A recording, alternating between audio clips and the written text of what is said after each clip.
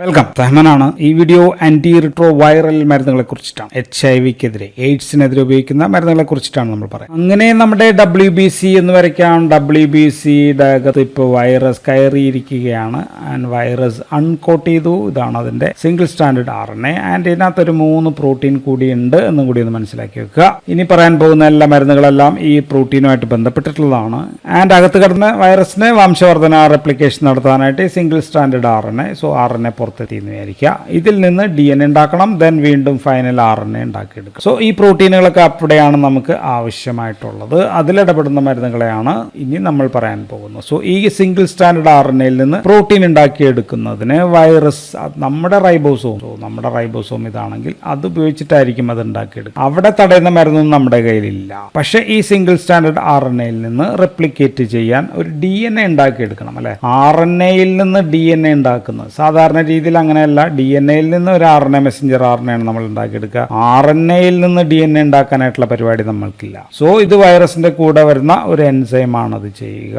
അത് ചെയ്യുന്നത് DNAയിൽ നിന്ന് RNA ഉണ്ടാക്കുന്നത് ട്രാൻസ്ക്രിപ്ഷൻ ആണെങ്കിൽ RNAയിൽ നിന്ന് DNA ഉണ്ടാക്കുന്നത് റിവേഴ്സ് ട്രാൻസ്ക്രിപ്ഷൻ ആയിരിക്കും, അല്ലെ? Reverse transcription. സോ ഇത് ചെയ്യുന്ന എൻസൈം റിവേഴ്സ് ട്രാൻസ്ക്രിപ്റ്റേസ് എന്ന് പറയുന്ന എൻസൈമാണ്. So these are RNA dependent DNA polymerase ആണ്. ഇതിൽ നിന്ന് നമുക്ക് ഉണ്ടാക്കിയെടുക്കേണ്ടത് DNA ആണ്. DNA ഉണ്ടാക്കിയെടുത്തിട്ട് വേണം അത് നമ്മുടെ DNAയിൽ ചേർത്തിട്ട് അതിൽ നിന്ന് വേണം പിന്നെ RNA ഉണ്ടാക്കാൻ. സോ ഇതിനെ തടയുന്ന മരുന്നുകളാണ് റിവേഴ്സ് ട്രാൻസ്ക്രിപ്റ്റേസ് ഇൻഹിബിറ്റേഴ്സ്. സോ ഈ റിവേഴ്സ് ട്രാൻസ്ക്രിപ്റ്റേസിനെ തടയുന്ന മരുന്നുകളാണ് നമ്മൾ റിവേഴ്സ് ട്രാൻസ്ക്രിപ്റ്റേസ് ഇൻഹിബിറ്റേഴ്സ് വിഭാഗം മരുന്നുകൾ എന്ന് പറഞ്ഞു. ആൻഡ് ഇത് 2 തരമുണ്ട്. ഒന്ന്, either it can be nucleoside or tide. Nucleoside അല്ലെങ്കിൽ ടൈഡിന് റിവേഴ്സ് ട്രാൻസ്ക്രിപ്റ്റേസ് ഇൻഹിബിറ്റേഴ്സ് ആണ്. അപ്പോൾ നമുക്കതിനെ NRTIs എന്ന് നമുക്ക് എഴുതാം. രണ്ടാമത്തത് cannot be, അതൊരു ന്യൂക്ലിയോടൈഡോ ന്യൂക്ലിയോസൈഡോ ആവണമെന്നില്ല. അപ്പം നമുക്കതിനെ നോൺ ന്യൂക്ലിയോസൈഡോടൈഡ് റിവേഴ്സ് ട്രാൻസ്ക്രിപ്റ്റേസ് ഇൻഹിബിറ്റേഴ്സ്, നമുക്ക് NNRTIs എന്ന് എഴുതും. 2 തരം NRTIs ആൻഡ് NNRTIs. ഇവ തമ്മിലുള്ള വ്യത്യാസങ്ങൾ നോക്കിക്കഴിഞ്ഞാൽ ഇത് either ന്യൂക്ലിയോസൈഡ് ആകാം അല്ലെങ്കിൽ ന്യൂക്ലിയോടൈഡ് ആകാം. So these are nucleotide or nucleoside analogues ആണ് നമ്മൾ ഈ കൊടുക്കുന്ന മരുന്നുകൾ. ഇത് അനലോഗ്സ് അല്ല. So these are not analogues of nucleotide or nucleoside. So ഇത് ഒരേപോലെ സാധനം തന്നെ കൊടുക്കുമ്പോൾ there will be competition. So these are competitive inhibitors ആണെങ്കിൽ ഇത് non competitive inhibitors. Non competitive inhibitor അല്ലെങ്കിൽ അലോസ്റ്ററിക് ആണ്, ബൈൻഡിങ് ആയിരിക്കും ചെയ്യുക. സോ ഇത് ഒറിജിനൽ ന്യൂക്ലിയോടൈഡിന് വേണ്ട സാധനങ്ങൾ തന്നെ ഡ്യൂപ്ലിക്കേറ്റ് ആണ് നമ്മളിവിടെ. ആൻഡ് മൂന്നാമത്തത്, these act or bind at the active site. Competitive binders എല്ലാം ആക്റ്റീവ് സൈറ്റിലായിരിക്കും ബൈൻഡ് ചെയ്യുക. അപ്പോൾ ഇത് അലോസ്റ്ററിക് ബൈൻഡിങ് ആയിരിക്കും ചെയ്യുക, ഡിഫറെന്റ് സൈറ്റ് ആയിരിക്കും. ആൻഡ് ഇതിന് HIV 1-ലും HIV 2-ലും ഫലമുണ്ട്, HIV 1 and 2. പക്ഷെ ഇതിന് HIV 1-ൽ മാത്രമേ ഫലമുള്ളൂ, 2-ൽ ഫലം ഇല്ല. ആൻഡ് ഇതിനോട് റെസിസ്റ്റൻസ് സ്ലോ ആണ് ഉണ്ടാവുകയെങ്കിൽ ഇതിനോട് വേഗത്തിൽ തന്നെ റെസിസ്റ്റൻസ്, ഫാസ്റ്റ് ആയിട്ട് റെസിസ്റ്റൻസ് ഉണ്ടാകും. ക്വിക്ക് ആൻഡ് റാപ്പിഡ് റെസിസ്റ്റൻസ് ആയിരിക്കും ഉണ്ടാവുക. അപ്പൊ നമുക്ക് NRTIs കുറിച്ച് ആദ്യം പറയാം. NRTIs ഞാൻ ഓൾറെഡി പറഞ്ഞു, ഇത് നമുക്ക് 2 തരമാകാം. either it can be nucleoside ആകാം അല്ലെങ്കിൽ ന്യൂക്ലിയോടൈഡ് ആകാം. ഇപ്പൊ ന്യൂക്ലിയോടൈഡ് ഉള്ളതുകൊണ്ട് NTRTIs എന്നും ഇതിനെ നമ്മൾ വിളിക്കാറുണ്ട്. ഒരു മരുന്നേ ഉള്ളൂ, ഫേമസ് മരുന്നാണ്. ആ മരുന്നിന്റെ പേര് ടെനോഫോവിർ ആണ്. ടെനോഫോവിർ നമ്മൾ ഹെപ്പറ്റൈറ്റിസ് ബിയിലൊക്കെ പഠിച്ച അതേ മരുന്നാണ്. ടെനോഫോവിറിന്റെ 2 സോൾട്ടുകൾ അവൈലബിൾ ആണെന്ന് നമ്മൾ അവിടെ പറഞ്ഞായിരുന്നു. ഇവിടെയും അത് തന്നെയാണ് പറയാ. ഡിസോറോക്സിൽ സോൾട്ട് ഉണ്ട് ആൻഡ് ഓൾസോ പുതിയ സോൾട്ട്, അതാണ് ഫേമസ് അലാഫെനാമൈഡ്. അലാഫെനാമൈഡിന്റെ സൈഡ് എഫക്ട്സ് ഒക്കെ കുറവാണെന്ന് നമ്മൾ പറഞ്ഞു. ഇതാണ് ഇപ്പൊ പ്രിഫർ ചെയ്യുന്നത്, അലാഫെനാമൈഡ്. ടെനോഫോവിർ അലാഫെനാമൈഡ് ആണ്. പക്ഷെ ന്യൂക്ലിയോസൈഡ്സ് ആണ് നമ്മുടെ കയ്യിൽ കൂടുതൽ മരുന്ന് ഉള്ളത്. സോ ഇതിന്റെ പ്രത്യേകത, ഇത് ഒരു ഫോസ്ഫേറ്റ്, 1 അല്ല 3 ഫോസ്ഫേറ്റ് പിടിച്ചു കഴിയുമ്പോഴേ നമുക്കിത് ആക്റ്റീവ് ഡ്രഗ് ആവുകയുള്ളൂ എന്ന് നമുക്കൊന്ന് ഓർത്ത് വെക്കണം. ആൻഡ് മരുന്നുകൾ പറഞ്ഞു കഴിഞ്ഞാൽ ഒന്ന് സിഡോഫോവുഡിൻ എന്ന് പറയുന്ന മരുന്നാണ്. സോ പലതും വുഡിൻ എന്നായിരിക്കും അവസാനിക്കുക, വുഡിൻ അല്ലെങ്കിൽ AZT എന്നാണ് ഇതിന്റെ ഷോർട്ട് പേര്. ദെൻ പിന്നെ ഒരു മരുന്ന് സ്റ്റാവുഡിൻ ഉണ്ട്. സ്റ്റാ എഴുതുക, വുഡിൻ എഴുതുക. ദെൻ ഡെഡാനോസിൻ എന്ന് പറയുന്ന മരുന്നുണ്ട്. ഇത് രണ്ടും ഇപ്പൊ ഉപയോഗിക്കുന്നില്ല എങ്കിലും പക്ഷെ അഡ്വേഴ്സ് എഫക്റ്റ് ഒക്കെ ഉള്ളതുകൊണ്ട് നമുക്ക് പഠിച്ചു വെക്കേണ്ട അത്യാവശ്യമാണ്. ദെൻ സാൽസിറ്റാബിൻ ആണ് വേറൊരു മരുന്ന്. അബാകാവിർ എന്ന് പറയുന്ന ഒരു മരുന്നുണ്ട്. ഉപയോഗത്തിൽ ഫേമസ് ഉള്ളത് ഒന്ന് ലാമിവുഡിനാണ്, ഇതും നമ്മൾ ഹെപ്പറ്റൈറ്റിസ് ബിയിൽ പഠിച്ചതാണ്.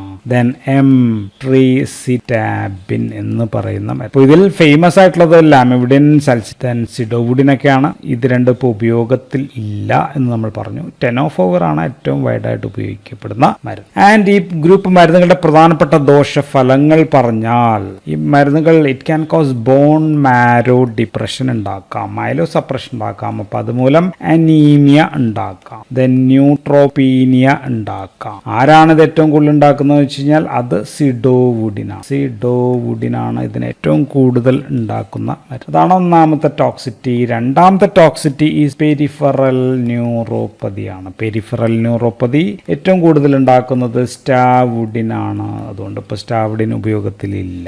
ലാമിവുഡിനാണ് കുറവ്. ലാമിവുഡിൻ എന്ന് പറയുന്ന മരുന്നിന് ഇത് കുറവാണ്, വളരെയധികം കുറവാണ്, അതുകൊണ്ട് അത് ഉപയോഗത്തിലുണ്ട്. ആൻഡ് ഇതുമൂലം തന്നെ ഓപ്റ്റിക് ന്യൂറൈറ്റിസ് പോലെയുള്ള പ്രശ്നങ്ങൾ ഉണ്ടാക്കാം. ആൻഡ് ഓൾസോ ഡിഡനോസിനും ഇതുണ്ടാക്കാം. ഓപ്റ്റിക് ന്യൂറൈറ്റിസ് ഉണ്ടാക്കുന്ന ഒരു മരുന്നാണ് ഡിഡനോസിൻ എന്ന് പറയുന്ന മരുന്ന്. മൂന്നാമത്തെ ഒരു സൈഡ് എഫക്റ്റ് പാൻക്രിയാറ്റൈറ്റിസ് ആണ്. പാൻക്രിയാറ്റൈറ്റിസ് ഏറ്റവും കൂടുതൽ ഉണ്ടാക്കുന്നത് ഡിഡനോസിനാണ്. ലാമിവുഡിൻ പാൻക്രിയാറ്റൈറ്റിസ് ഇല്ല എന്ന് പറയാം. നാലാമത്തെ ഒരു പ്രശ്നം മയോപ്പതിയാണ്. മയോപ്പതി മീൻസ് മസിൽ വേദനയാണ് ഏറ്റവും കൂടുതൽ. ഇത് സിഡോവുഡിനാണ് ഇത് കൂടുതൽ. ആൻഡ് ഇത്രയും പ്രശ്നങ്ങളൊക്കെ ഉണ്ടാകാനുള്ള ഒരു കാരണം എന്താണെന്ന് ചോദിച്ചു കഴിഞ്ഞാൽ എല്ലാം നമ്മൾ ഒരുമിച്ച് പറഞ്ഞതാണ്. ഇതിന് മൈറ്റോകോൺട്രിയ, നമ്മുടെ മൈറ്റോകോൺട്രിയയിലുള്ള DNA പോളിമറൈസിനെ ഇൻഹിബിറ്റ് ചെയ്യാൻ പറ്റും. സോ മൈറ്റോകോൺട്രിയൽ ആക്ടിവിറ്റി കുറയുന്നത് കൊണ്ടാണ് ഈ പ്രശ്നങ്ങൾ ഉണ്ടാക്കുക. ആൻഡ് ഇതോടൊപ്പം സ്റ്റാവുഡിൻ എന്ന് പറയുന്ന മരുന്ന് ഇവിടെ എഴുതാം. Liver hepatic steatosis means diarrhoea ഒക്കെ ഉണ്ടാക്കാം, ഫാറ്റ് ഒക്കെ ദഹിക്കാതെ വരുന്ന പ്രശ്നങ്ങളൊക്കെയാണ്. ദെൻ ലാക്റ്റിക് ആസിഡോസിസ് ഉണ്ടാക്കാം. ദെൻ ലിപ്പോഡിസ്ട്രോഫി നമുക്ക് ഉണ്ടാക്കാം. വേറെ ഗ്രൂപ്പ് മരുന്നുകളെ കുറിച്ച് ഇത് പറയാൻ നമുക്കുണ്ട്. സോ സ്റ്റാവുഡിൻ, ഡിഡനോസിനൊക്കെ ഉപയോഗമില്ല. ഇനി നമ്മൾ ഓരോ മരുന്നിന്റെയും ഇൻഡിവിജ്വൽ സൈഡ് എഫക്ട് നോക്കിക്കഴിഞ്ഞാൽ സിഡോവുഡിൻ എന്ന് പറയുന്ന മരുന്ന് സിഡോവുഡിനാണ്, സിഡോഫോവുഡിൻ ഞാൻ ഇവിടെ പറഞ്ഞ പോലെ ഓർക്കുന്നു. And this can cos hyper pigmentation of skin ഉണ്ടാക്കാം. ആൻഡ് ഗാൻസൈക്ലോവിറിനൊപ്പം ദി സിഡോവുഡിൻ കൊടുത്തു കഴിഞ്ഞാൽ, സിഡോവുഡിൻ കൊടുക്കാൻ കാരണം എയ്ഡ്സിൽ നമുക്കറിയാം CMV എന്ന് പറയുന്ന പ്രശ്നം ഉണ്ടാകും. സോ അപ്പോഴത്തേക്കും ബോൺ മാരോ സപ്രഷൻ കൂടുതലാകും. ഇതിന് ബോൺ മാരോ സപ്രഷൻ കൂടുതലാണ് നമ്മൾ പറഞ്ഞത്. ദെൻ സാൽസിറ്റാബിൻ ഏറ്റവും കൂടുതൽ ഓറൽ അൾസർ ഉണ്ടാക്കുന്ന മരുന്നാണ്. അബക്കാവിറിനൊരു പ്രത്യേകതയുണ്ട്. അബക്കാവിർ അതിന് ഹൈപ്പർ സെൻസിറ്റിവിറ്റി ഉണ്ടാക്കാവുന്ന മരുന്നാണ്. ഓക്കെ, ഹൈപ്പർ സെൻസിറ്റിവിറ്റി ഉണ്ടാക്കാനുള്ളത് കാരണം എന്ന് പറയുന്നത് ചില ജനറ്റിക് പ്രശ്നമാണ്.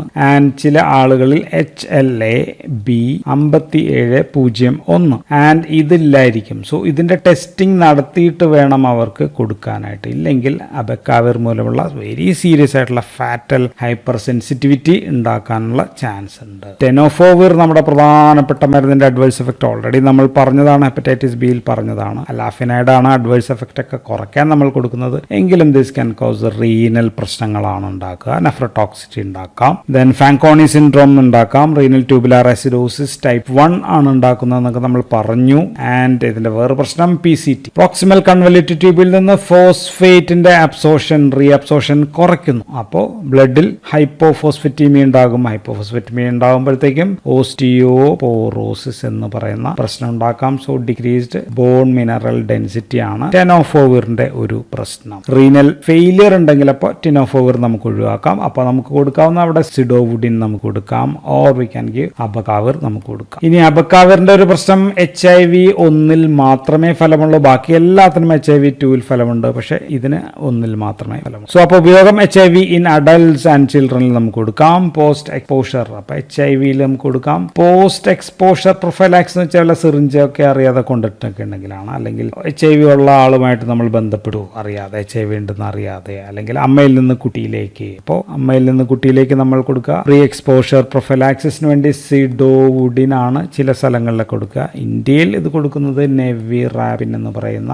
ഒരു മരുന്നാണ് ഇത്. ആൻഡ് ഇതിൽ ഏറ്റവും കൂടുതൽ നമ്മളിപ്പോൾ ഉപയോഗിക്കുന്നത് ടെനോഫോവിർ എന്ന് പറയുന്ന മരുന്നാണ് HIV ഏറ്റവും അധികം ഉപയോഗിക്കുന്നത്. ആൻഡ് ഒരേ ടോക്സിറ്റിയുള്ള 2 മരുന്നുകൾ നമ്മൾ കമ്പയർ കമ്പൈൻ ചെയ്യാൻ പാടില്ല. ഈ NRTA നമ്മൾ കമ്പൈൻ ചെയ്യാമെന്ന് വിചാരിച്ചു. You should not combine. ഒരേ ടോക്സിറ്റി ഉള്ള 2 മരുന്നുകൾ നമുക്ക് കൊടുക്കാൻ പറ്റില്ല. മാത്രമല്ല ഒരെണ്ണത്തോട് റെസിസ്റ്റൻസ് ഉണ്ടെങ്കിൽ ക്രോസ് റെസിസ്റ്റൻസ് ഉണ്ടാവാനുള്ള ചാൻസും ഉണ്ട്. ഇപ്പൊ ലാമിവിഡിൻ, എൻട്രിസിറ്റാബിൻ ക്രോസ് റെസിസ്റ്റൻസ് ഉണ്ടാകും. സിഡോവുഡിൻ, സ്റ്റാവിഡിൻ ക്രോസ് റെസിസ്റ്റൻസ് അങ്ങനെയൊക്കെ ഉണ്ടാക്കാം. രണ്ടാമത്തെ ഗ്രൂപ്പ് മരുന്ന് NNRTI ആണ്. ഇത് നമ്മൾ പറഞ്ഞു HIV2-ൽ ഫലം ഇല്ല എന്ന് നമ്മൾ പറഞ്ഞു. HIV1-ൽ മാത്രമേ ഫലമുള്ളൂ. എല്ലാ മരുന്നിന്റെയും കൂടെ പേരിൽ ഒരു വിർ കണ്ടേക്കും. പിന്നെ ചാൻസ് ഉള്ളതാണ് INE ഇൻ എന്നുള്ളൊരു വാക്ക്. കൃത്യമായിട്ട് എല്ലാത്തിലും ഉണ്ടാവണമെന്നില്ല. ഇപ്പോൾ ഇതിനകത്ത് നെവിറാപ്പിനിലുണ്ട്. നെവിറാപ്പിൻ എന്ന് പറയുന്ന മരുന്ന്, ഇതാണ് ഏറ്റവും ഫേമസ്. പിന്നെ ഉള്ളത് ഇട്രാവിറിൻ എന്നാണ് ഒരു മരുന്നിന്റെ പേര്. പുതിയൊരു മരുന്ന് റിൽപിവിറിൻ. ലേറ്റസ്റ്റ് മരുന്ന് എനിക്ക് തോന്നുന്നു ഇതാണ്, ഡോറാവിറിൻ എന്ന് പറയുന്ന മരുന്നുണ്ട്. പഴയ മരുന്നാണ് എഫാവിറൻസ് ഓർ എഫാവൈറൻസ് എന്ന് പറയുന്ന മരുന്ന്. ഇത്രയാണ് മരുന്നുകൾ. ഇവയുടെ ഏറ്റവും വലിയ പ്രശ്നം റാഷസ് ആണ്. ഇതുണ്ടാക്കുക റാഷസ് മീൻസ് സ്കിൻ പ്രശ്നമാണ്. അത് വളരെ സീരിയസ് ആയിട്ടുള്ള സ്റ്റീവൻ ജോൺസൺ സിൻഡ്രോമോ, ടോക്സിക് എപ്പിഡെർമൽ നെക്രോസോ അങ്ങനെയൊക്കെയുള്ള ഡേഞ്ചറസ് ആകാം ചാൻസ് ഉള്ളതാണ്. ആൻഡ് നെവിറാപ്പിന്റെ പ്രശ്നം ഹെപ്പാറ്റോടോക്സിസിറ്റി ആണ്. നെവിറാപ്പിൻ ഇപ്പോൾ അമ്മയിൽ നിന്ന് കുട്ടിയിലേക്ക് പടരാതിരിക്കാൻ നമ്മൾ കൊടുക്കുന്ന മരുന്നാണെന്ന് നമ്മൾ ഓൾറെഡി പറഞ്ഞു. ആൻഡ് ദിസ് എഫാവിറൻസ് ദീർഘനാളായിട്ടുള്ള മരുന്നാണ്. ഇതിന്റെ പ്രധാനപ്പെട്ട പ്രശ്നം CNS പ്രശ്നങ്ങളാണ്. സൈക്കോസിസ് പോലെയുള്ള പ്രശ്നങ്ങൾ, ഇൻസോംനിയ ഉറക്കക്കുറവുണ്ടാക്കാം, ഡിപ്രഷൻ അങ്ങനെയൊക്കെയുള്ള പ്രശ്നങ്ങൾ ഉണ്ടാക്കും. ദെൻ എഫാവിറൻസ് ടെറാറ്റോജനിക് മരുന്നായിട്ടാണ് നമ്മൾ കൺസിഡർ ചെയ്യുന്നത്. പക്ഷെ ഇപ്പോൾ അത് പറയുന്നു ടെറാറ്റോജനിസിറ്റി ഇതിന് ഇല്ല എന്നാണ് ഇപ്പോൾ ഉള്ള കണ്ടുപിടുത്തം. പക്ഷെ ബുക്കുകളിലൊക്കെ ഉള്ളത് ഉണ്ട് എന്നാണ്. തൽക്കാലം നമുക്ക് അങ്ങനെ അങ്ങ് പോകാം. ദെൻ എട്രാവിറിൻ ആൻഡ് ദിസ് വൺ റിൽപിവിറിൻ എന്ന് പറയുന്ന മരുന്ന്. സോ ഇതിന് നമുക്ക് സെക്കൻഡ് ജെൻ NNRTA ആയിട്ട് കണക്കാക്കാം. കാരണം ഇതിനോടൊക്കെ റെസിസ്റ്റൻസ് ഉണ്ടെങ്കിലും ഇതിനോട് ആക്റ്റീവാണ്. ആൻഡ് ഇതിന്റെ പ്രശ്നം QT പ്രൊലോങ്ങേഷൻ ഉണ്ടാകാം, അരിത്മിയ ഉണ്ടാകാം എന്നുള്ളതാണ്. ആൻഡ് ഇതിൽ ദിസ് വൺ റിൽപിവിറിൻ എന്ന് പറയുന്ന മരുന്ന് പ്രോട്ടോൺ പമ്പ് ഇൻഹിബിറ്ററിന്റെ ഒപ്പം ഗുളികയായിട്ട് കൊടുക്കുമ്പോൾ കൊടുക്കാൻ പാടില്ല. കാരണം അസിഡിറ്റി കുറയുമ്പോൾ അബ്സോർപ്ഷൻ വളരെയധികം കുറയും, എഫക്റ്റ് ഇല്ലാതെയാകുകയും ചെയ്യും. സോ ഒമിപ്രസോൾ പോലെയുള്ള മരുന്നുകൾ കൊടുക്കാൻ പാടില്ല എന്ന് ഓർക്കുക. ആൻഡ് റിൽപിവിറിനെ കുറിച്ചിട്ട് ഒരു കാര്യം കൂടി പറയാനുണ്ട്. അതിന്റെ കൂടെ പുതിയൊരു മരുന്ന് അടുത്ത ഗ്രൂപ്പിന് പറയാൻ പോകുന്ന ഗ്രൂപ്പിൽപ്പെട്ട ഇന്റഗ്രേസ് ഇൻഹിബിറ്റർ ആയിട്ടുള്ള കബോട്ടിഗ്രാവിറും കൂടി ചേർന്നിട്ട് 2 മാസത്തിൽ ഒരിക്കൽ മാത്രം കൊടുക്കുന്ന injection, once injection in 2 months ആയിട്ട് കൊടുക്കുന്ന HIV1 ഉപയോഗിക്കാൻ പറ്റുന്ന മരുന്നാണ്. ലേറ്റസ്റ്റ് അതിന്റെ പേര് കാബനുവ എന്ന ഒരു ട്രേഡ് നെയിമിൽ കിട്ടുന്ന മരുന്നാണ്. So that's about റിൽപിവിറിൻ.